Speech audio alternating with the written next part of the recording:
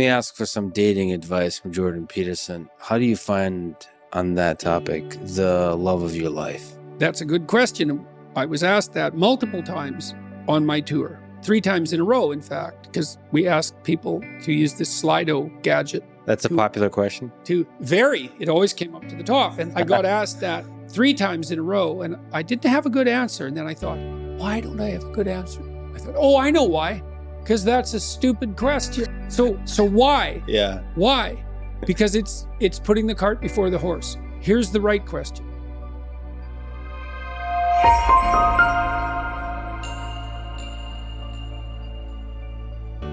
How do I make myself into the perfect date? You answer that question, and you will not have any problem answering the previous question. It's like, what do I want in a partner?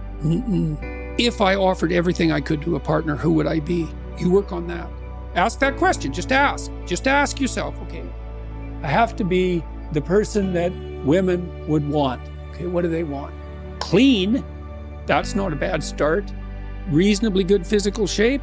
So healthy, productive, generous, honest, willing to delay gratification. So you dance with a woman. It's like, what's she doing? What are you two doing? Well, it's a patterned, there's patterns happening around you. That's the music. Patterns of being. That's the music. Now, can you align yourself with the patterns of being gracefully? That's what she's checking out. And then can you do that with her? And then can you do that in a playful and attentive manner? And keep your bloody hands to yourself for at least a minute.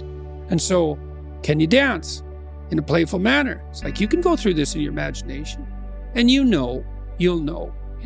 And then you think, well, how far am I from those things? And the answer is usually, man, it's a pretty horrible abyss separating you from that ideal. But the harder you work on offering other people what they need and want, the more people will line up to play with you. So it's the wrong question.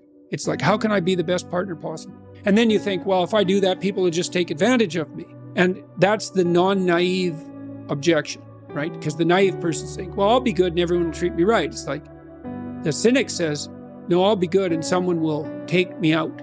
And then you think, well, what do you do about that objection? And the answer is, well, you factor that in. And that's why you're supposed to be, what is it? As soft as a dove and as wise as a serpent. It's like, I know you're full of snakes. I know it.